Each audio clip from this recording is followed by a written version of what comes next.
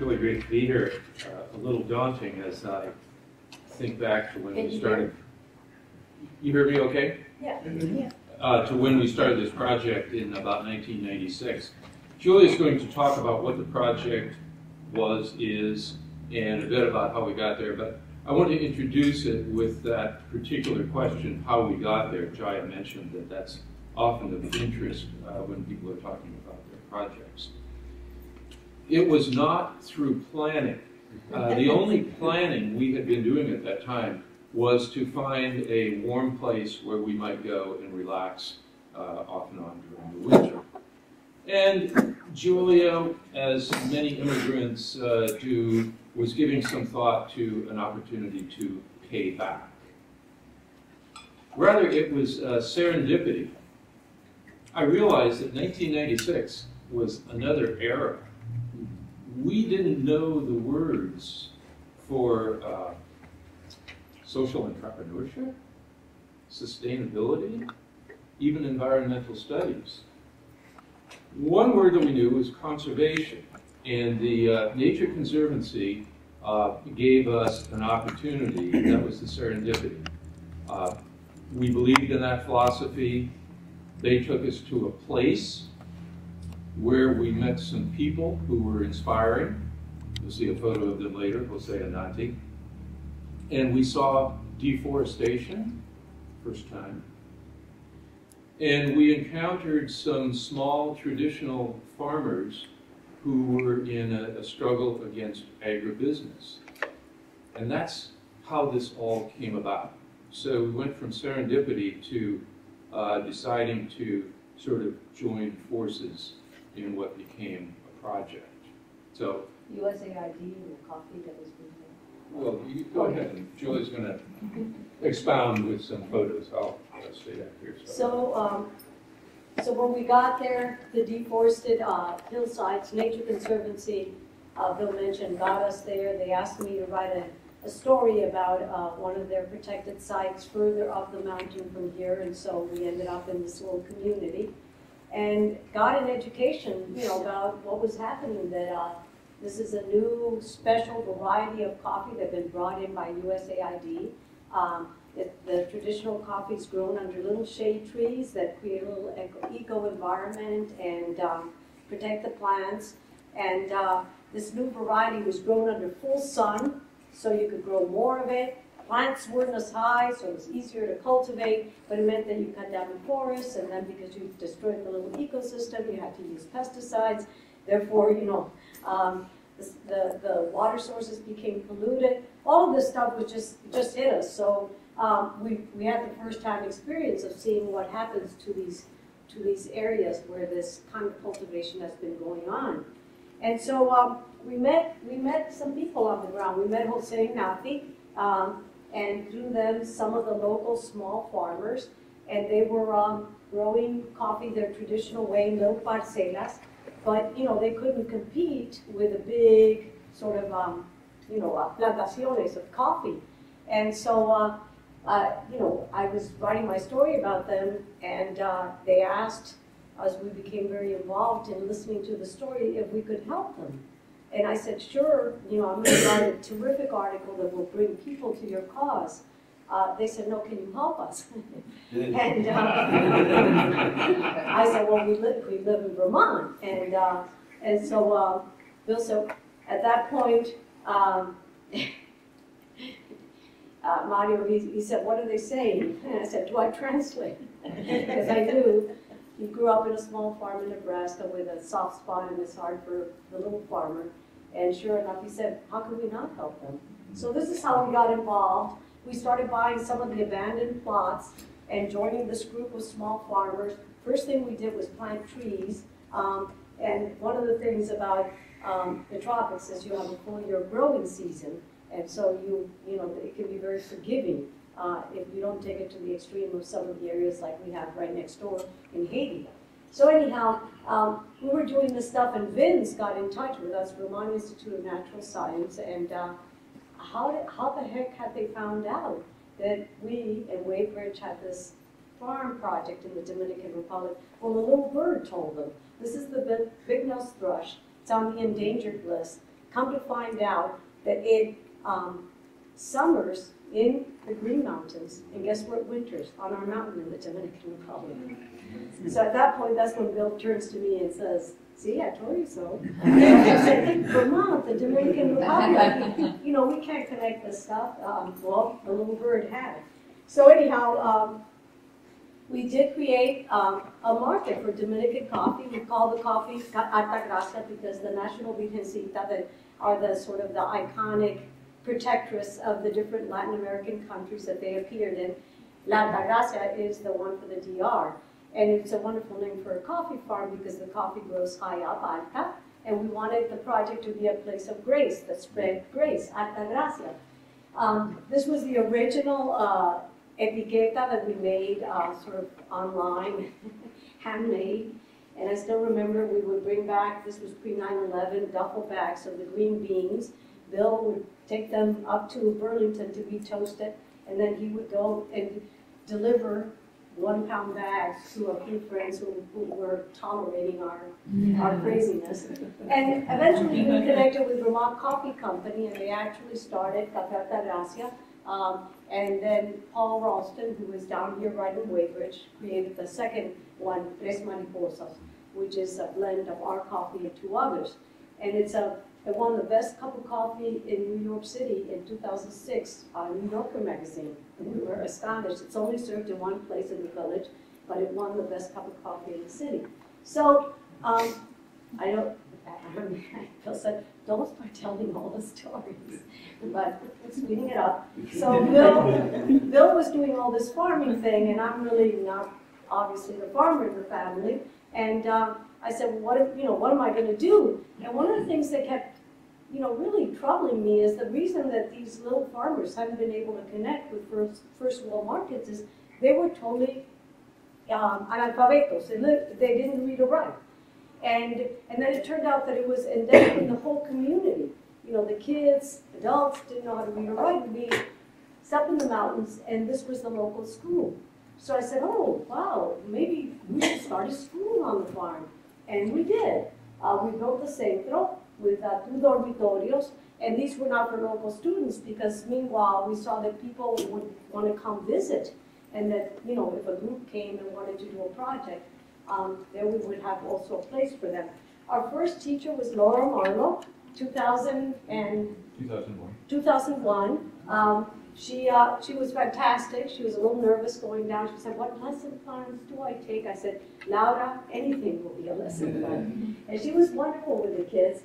Here is a geography lesson going on. Let's see.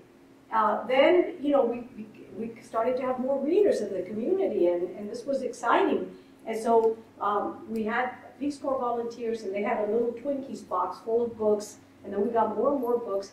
And then a group from Wellesley wanted to come down and do a project. They said, we really would love to build something. What does the community need? And we said, a library.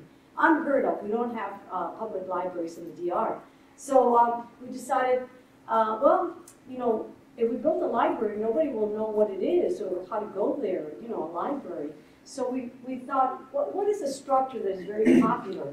And, wherever you go up in the mountains, there are these little latas on the side of the road. You lift up the window, and there's rum bottles, cerveza presidente, refrescos, any kind of thing you want, and then you go on the road, people congregate to talk. So we decided we would do a barca biblioteca. Instead of being stocked with liquor, we would have books. You could stop, you could have a book read. Laura would open up certain hours, you could have a book read, and then take it home and read it. Because what we found in these oral cultures is that you read the book once, and the people even know where to turn the page like little kids. And so the seed of reading came about.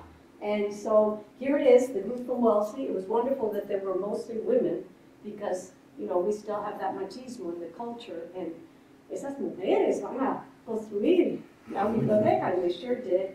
And here is our Peace Corps couple that could finally move the Twinkies box in there.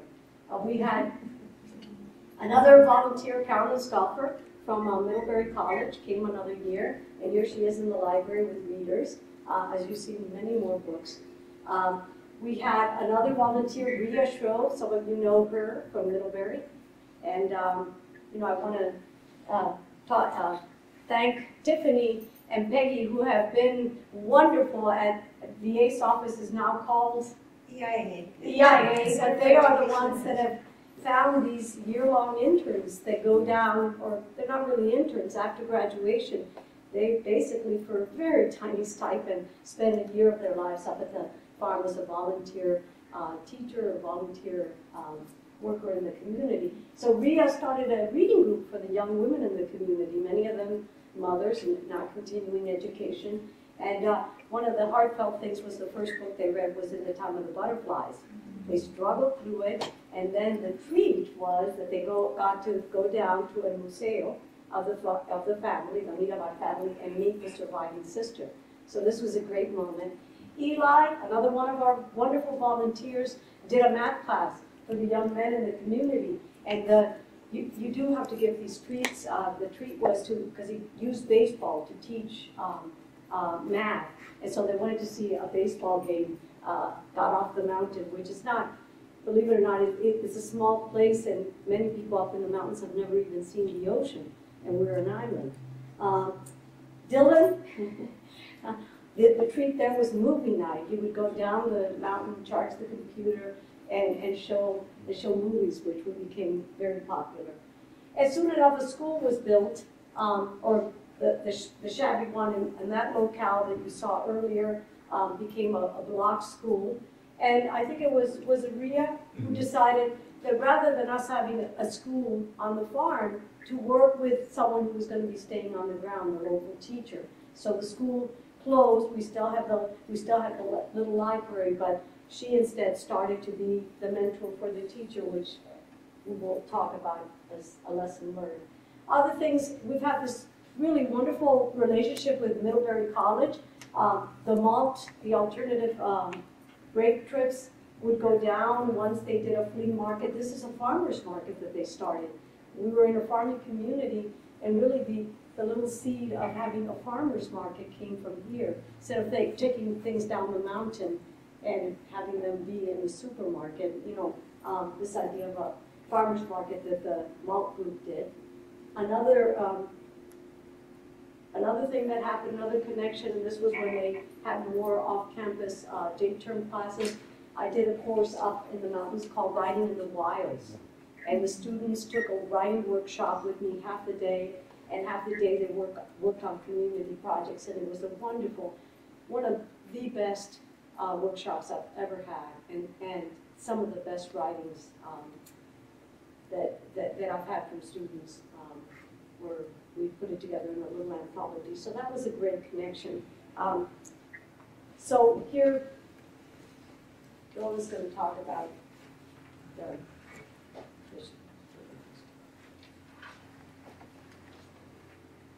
I have to ask you to give Julie a little bit of applause. She is the ultimate storyteller, my favorite storyteller in the world, and it's hard for a storyteller to condense 10 minutes. There's really time for discussion and questions. Yeah. So just a few summary points. What we envisioned when we started out, again, back to not having many plans, but we did develop a couple of ideas early on. One thing I dreamed about was finding a better market for coffee for these small farmers. At that time, it was the coffee crisis, but it was an even greater crisis there. They were getting from 25 to 35 cents a pound for their coffee, having to sell it before it was even picked because they were always in a crisis situation economically. And knowing that the world market price at that time was $1 or $1.05 a pound, wondering if we couldn't bring them into this other market. Julia showed you how we got interested in literacy. That was an early goal, to try to bring literacy to the community. 95% of the community is totally illiterate, meaning that they probably couldn't even draw their name. Literacy was claimed if people could laboriously draw their name on a piece of paper. And then the other thought, soon after we started the project, was maybe we could bring Dominican coffee to the U.S. and find some way to gain a reputation for it, because we found out that at that time Dominican coffee was known only as something of mediocre quality used for mix. And 40 years before, Dominican coffee had some fame. Looking back now 15 years, there have been a few accomplishments. One very lately, in the past 2 or 3 years, is that we have achieved a better market for now 100 plus small growers in the community who gather their coffee with the help of a local coffee processing family under the umbrella of our name, Alta Gracia, and that coffee is exported to Vermont, where it's roasted and distributed in a New England market. And those people are all receiving a fair trade price for their coffee. We can see that there's been a change in the community after 15 years, especially in terms of ideas about education. Education has become something that especially mothers talk about for their children. A few kids have not only gone to high school, but a couple have even enrolled in local universities, so there's a change there. And we do have a name now for Dominican coffee. It all comes under the brand of Café Alta Gracia with Tres Mariposas, but it's a coffee that can compete in the specialty coffee arena, so we're proud of that. And we look back and see that there have been educational opportunities for 20 plus volunteers, most of whom have been from Middlebury College, and at least a dozen groups from other educational institutions who've come for short periods. Failures, the list is too long to put on the slide. We failed in farm management, not once, not twice, but at least 3 times. There was a poultry project. There was a rabbit project. There have been numerous attempts at establishing a community garden. A big one, we built a beneficio, that's a coffee processing facility on the farm. It was used once. Selecting a group of kids from the community and establishing them in a school downtown. They lasted 2 months. And then a project with the help of somebody from Taiwan to build bamboo furniture for sale. Those are just the ones that I could think of when we were making up this talk. There have been others. So, what are the lessons we've learned? The big one is to be there. We tried running this project while we were both full-time employed in Vermont. Use local organizations. Try to identify an organization on the ground, preferably with a track record. Shut up and listen. Try to find out what a community wants and needs. You can decide whether it's practical or achievable, but let the idea come from the community. And shut up and listen doesn't mean just ask a couple of questions here and there, but a mindful listening. Pay attention to what's going on in the community. Get involved in discussions. And finally, patience. It's probably not going to happen on your watch. That's why we can look back now after 15 years and see that there have been some changes, but they were slow coming, and I hope there will be more. Julie is going to show a couple slides about how we've worked on those lessons learned, and then I'll have one more to discuss with you after that.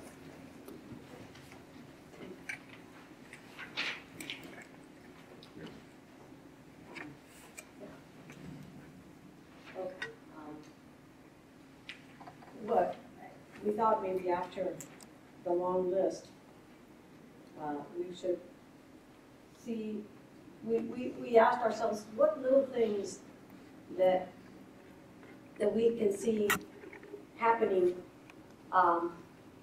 and we can see really working.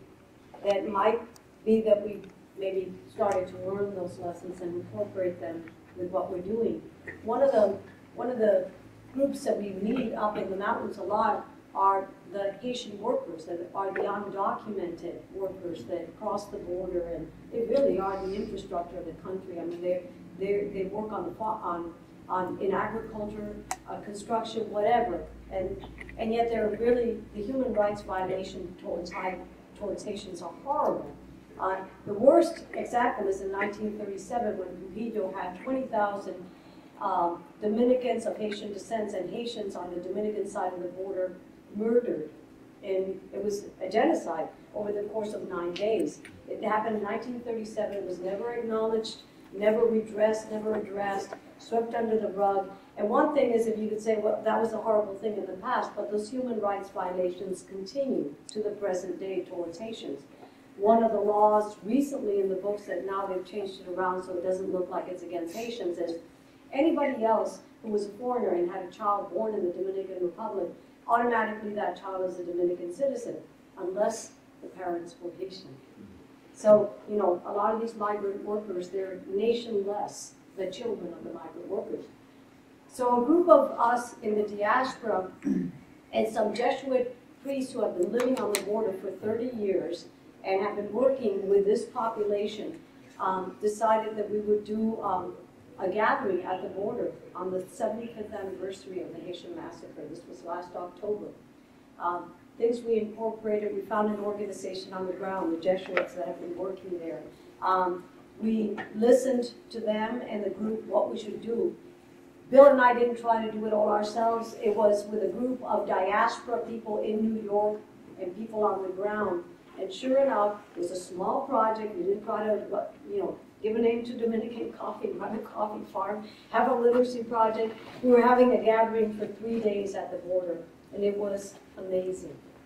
This is the night that we gathered in vigil, and we call ourselves, and we're doing this now annually, Border of Lights. We have a website now. Again, all these different groups, because we came together, expertise from different parts are putting this together. So it's the Border of Lights, and we not only gathered at the border, we did a Kickstarter. I say we, but the young kids that know how to do this, they did a Kickstarter campaign, raised $1,500. We had 1,500 trees, which we planted on the Dominican side and on the Haitian side. We cleaned up the parks. We had workshops for kids. It was an amazing gathering, and there are people on the ground. So this is a project that we learned a lot from. This is the core group. This is Padre Ferrino. This is Felice from Haiti. These are mostly Megan, one of our students who is still really involved with Dominican Republic projects. She's now getting a PhD in Vanderbilt. But there was a group of us. It wasn't just Bill and myself, and it was, nobody there. So a lesson that we learned.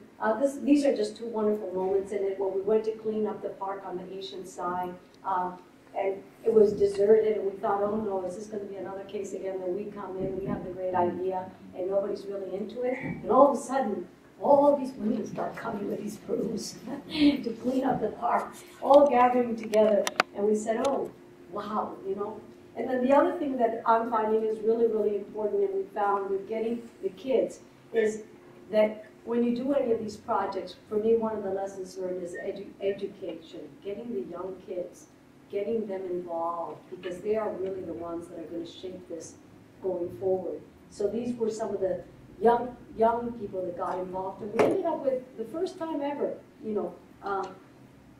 coming together from all over, 400 people on the ground. We're doing it again this coming October.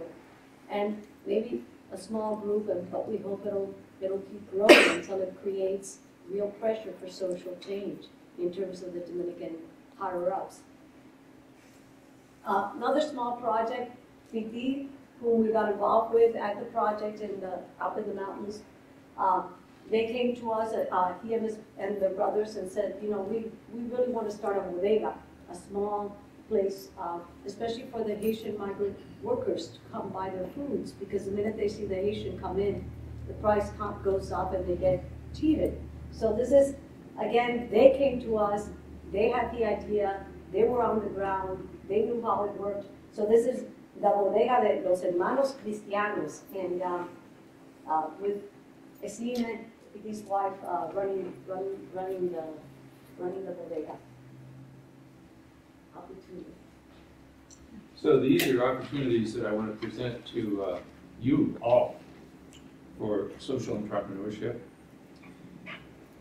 We've been working in this past year on a new volunteer program, as Julie and I decided that we need to transition away from running it.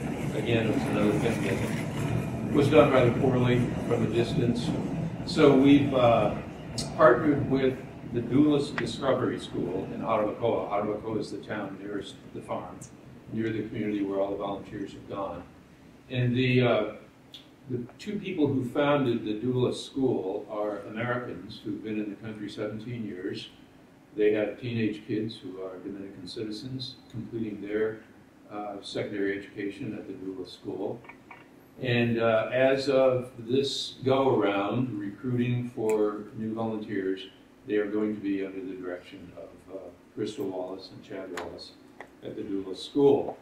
And it would be great if there were people here, in addition to the Education and Action Office, Peggy and Tiffany, who could help out with recruiting and monitoring, supporting the volunteer program. Second, Coffee in the USA. Coffee Alta Gracia USA is up for grabs because Vermont Coffee Company, as of just a couple of weeks ago, is no longer going to market this branded coffee. So there's a good opportunity for somebody who wants to take a business that's already proven and take it to the next step. Finally, an opportunity for establishing a brand of specialty coffee in the Dominican Republic. There, as is true in so much of the coffee growing world, people in the countries of origin never have a chance to taste the best coffee that's produced in the country. And that's very true in the Dominican Republic. Everybody drinks Café Santo Domingo, which has no quality control at all. So the timing is about right, but it takes youth, energy, creativity, and if anybody is interested in any of these three opportunities, talk to me afterwards. Otherwise, hit one slide, please. This is a picture of the Duelist School, a very modern school established on principles of service to community, lessening the inequalities due to poverty and illiteracy. So that's the talk, and we've got, Julie's got one more, then questions. Well, I just wanted to end on a kind of upbeat note, and because we ask ourselves, were we just fools? I mean, we didn't know it. We didn't even know what the word sustainable meant when we got there. And we were two people hit with something that felt to us, we felt moved to do something, and it's been an education for us, doing this. And we've often asked ourselves, was it worth it? I mean, maybe the money we did with all this stuff, we should have just given to some organization, that knew what they were doing. And anyhow, we've asked ourselves that question. And one of the books that I love this book. I ask all the volunteers before they go to read it, and I get it for them so that they can read passages from it when they feel like, what am I doing? And it's Hope in the Dark by Rebecca Soltnit, wonderful environmental activist and a wonderful writer. And she talks about the indirectness of direct action, and the phrase that Bill uses that part of our problems sometimes when we go to help is that there's a certain kind of well-meaning but moral arrogance to us. We feel like we're being good, you know, we're helping out, we have great ideas, and when we don't see results, we really, you know, feel like throwing in the towel and just, you know, either becoming cynics and say these people will never learn, or, you know, feeling like you were a fool. But part of it is that you do the work you can, and you have a certain kind of hope in the dark about it. And she talks in this passage about you know, doing that. She says, you write your books, you scatter your seeds. Rats might eat them or they might rot. In California, some seeds lie dormant for decades because they only germinate after fire, and sometimes the burned landscape blooms most lavishly. In her book, Faith, Sharon Salzberg recounts how she put together a collection of teachings by the Buddhist monk U Pa Dinta and consigned the project to the minor good deed category. Long afterward, she found out that while Aung San Suu Kyi, the Burmese democracy movement's leader, was isolated under house arrest by that country's dictators, the book and its instructions in meditation became her main source of spiritual support during those intensely difficult years. Thought becomes action, becomes the order of things, but no straight road takes you there. So that, you know, you hope that maybe it's just those 2, 3 people that are now in the university, maybe the interest in education, maybe the idea that, hey, our coffee is really good coffee, and we should be proud of it, and it deserves a fair trade price. Maybe it's just those concepts that get seeded, that eventually, you know, a critical mass gets created and change becomes possible. So I guess it's just to encourage all of you, and you know,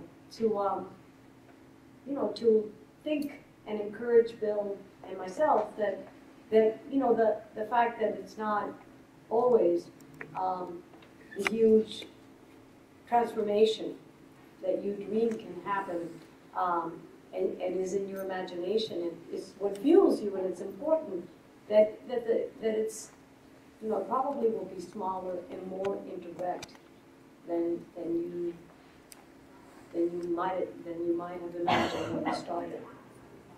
So, questions?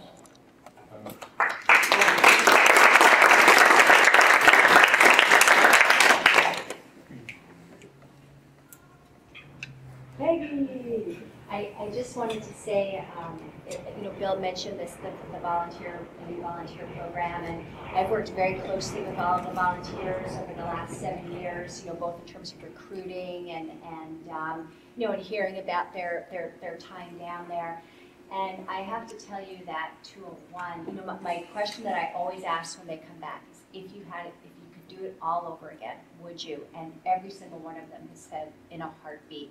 The challenges are enormous, but the rewards are even more enormous. And I think that, as Julie and Bill both talked about, so many of those lessons learned, it's the same for them too, on an individual level, not on a big project level, but individually. But it's just been so profound. And then they've gone on to do some amazing things, you know, journalism and law school and Fulbrights, and you know, it's medical school. You know, it's just, and I think all of them felt that this journey, this year-long journey that they took, just so contributed to what they wanted from their future, and kind of figuring that out. And it was just an amazing postgraduate, you know, an immediate postgraduate opportunity. So I would just vicariously recommend it really highly. Thank you. And thinking about how to pass the baton is, I guess, where we're at. You know, what happens when you took on this huge thing, and what do, you know, you get to a phase of your life where you realize that transition has to happen, but whose hands to put it into it, and how to go about that. There isn't a place to put it classified. Anybody looking for an impossible dream? We've got one for you. Yeah. So Julia, you are from the Dominican Republic. Yeah. How is it for you as an experience to give back to a part of your community? Did the people in the community see you as one of their own, or being from a different community yourself within the same country? How did that interaction play out for you? And Bill as well. Yeah, that's a really interesting question because you know, I came to this country when I was 10. I'm really looked at, and I'm married to a mi gringo, or as they call him, because at first they knew his name was a name they couldn't pronounce, Billy, but then they heard me calling him honey, honey. So one day I hear one of them says, because you know Don Honey. Call him sweetheart. But anyhow, so I think that they see me as someone coming from allá, but I do have that connection. The thing that's a quandary for me, and we talked about this at lunch, is, you know, you feel like an immediate need, and you feel drawn to it, but you realize as you're up over your head that it's not your talent, it's not your calling. And this is the quandary for me now. We've talked about it, you know, I consider myself a storyteller, a writer. And my question now is, you know, what is the role of stories in the circle of transformative change that has to happen if we're going to survive as a human family? I mean, what kind of stories do I want to tell? You know, the farmer said, no, will you help us? And maybe that's where I took a wrong turn. It wasn't my skill to help run a coffee farm or even a project from afar. And I think my question now is how to use what is the craft I've developed to work in that community and to use it rather than getting a sidetracked.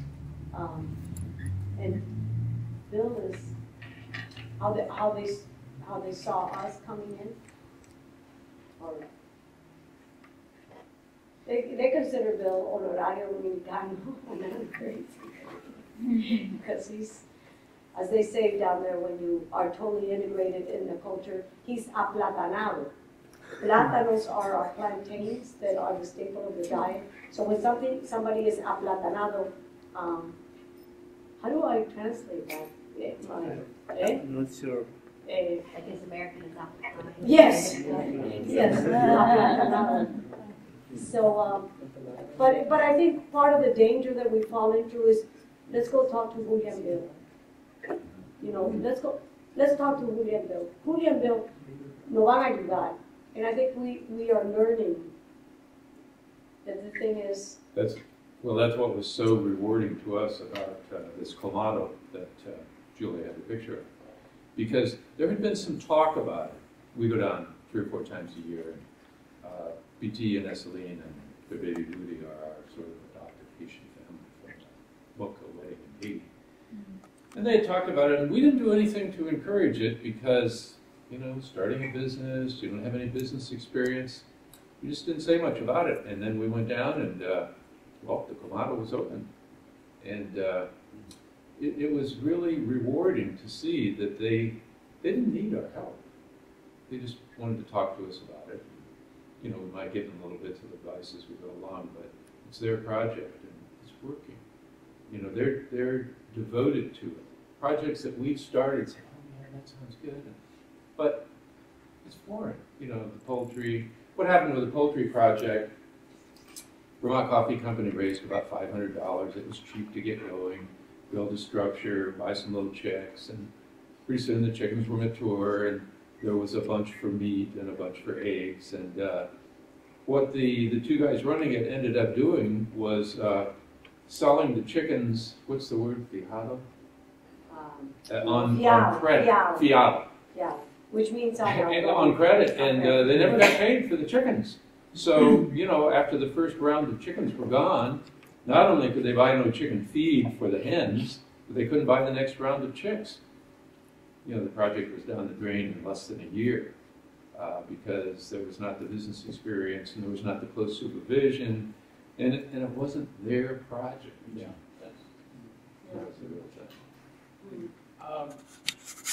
That touches on a series of questions that I have that might come under the category of leveraging this into something bigger for the Dominican Republic and then something for others as a model or something like that. So my questions are, what kind of cooperation, involvement, communication with the government of the Dominican Republic and with USAID and with the Peace Corps is going on? Has USAID, for example, thought about using this as a model for other development projects in the area?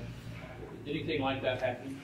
Okay, I'm going to take one at a time. I hope you're not with USAID. Are you? I spent the better part of the week going down to the Capitol, meeting the people in USAID. We were going to bring this I project mean, Washington, D.C. No. I'm sorry. The people who were on the ground in the Dominican Republic, down to the Capitol. And by the time I was through the second day, I realized that they only deal in huge amounts of money, and they funnel that money through local.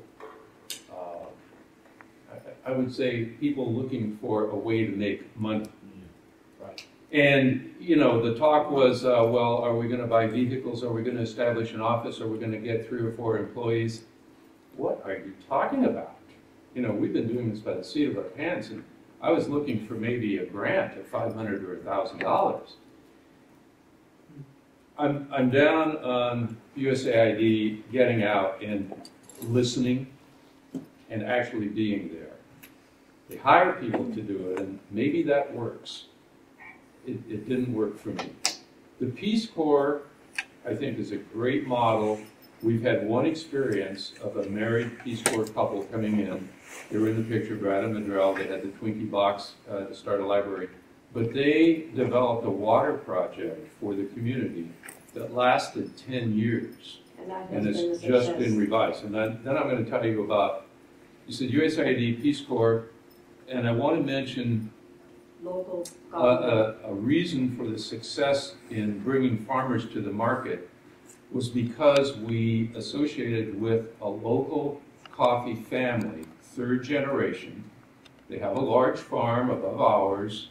They're entrepreneurs. They have a coffee processing plant in Jarabacoa. But they were able to make that thing that I mentioned happen. And they've been hanging around us, the young now manager of the company, for about 10 years, kind of coming to see that maybe working in the community would benefit the family business in some way. So they've really come to thinking about the social aspect of entrepreneurship. And so I think we really have to give ourselves credit for making a connection between the Ramirez family there and Paul Ralston here. Together, they brought these 100 growers under the umbrella. Paul couldn't have done it, we couldn't have done it, but Eddie did, Eddie Ramirez. And I know the 4th one was the Dominican government. That was one of our failures. After we ran the farm for 5 years, and it's the only time we ever came close to a major marital problem, and we realized we can't do this anymore. So an uncle teamed us up with a government-related organization that had a 30-year reputation, track record, and we signed a contract for 5 years. They turned it into an experimental demonstration farm to teach good coffee growing methods in the community.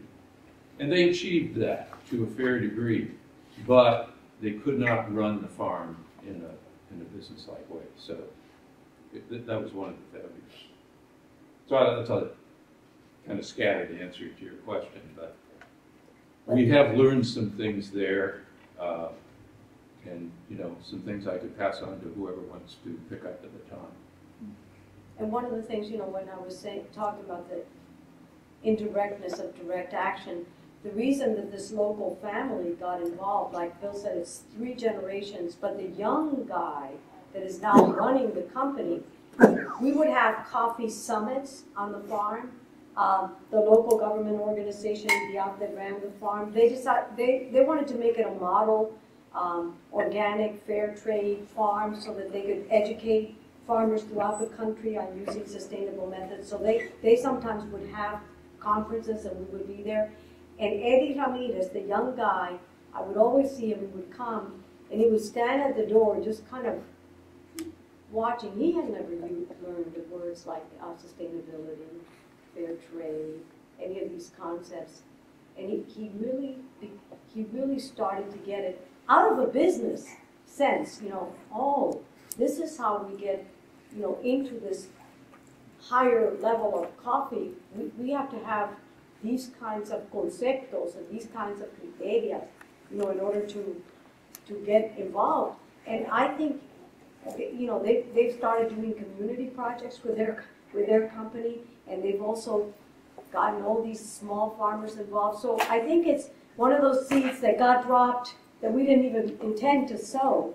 And in that mind, it became something that, because it's someone that has to survive by this. The government organization, they basically didn't know how to run it, and they were all going to get salaries no matter what was happening to the coffee farm. So there wasn't that incentive.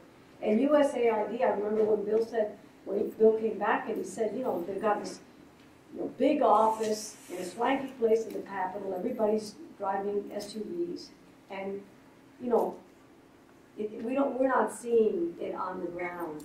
And they get other NGOs and people involved that are in that same circle, and some of it trickles down. I mean, they're finding this out with aid in Haiti, after the earthquake, that it's problematic. Because you trust the people on the ground. You've gone to do a good thing. You figure that they're experienced, but they're often part of the problem. And this is the thing, this is the thing. How do you survive when you go off the grid? But then, how can you be two people off the grid and be sustainable? Because the things that are set up often are not working for the little people. We found out from the beginning that coffee is built on a culture of poverty, and not much trickles down to the little farmer. That's not changing fast. That's not changing fast at all.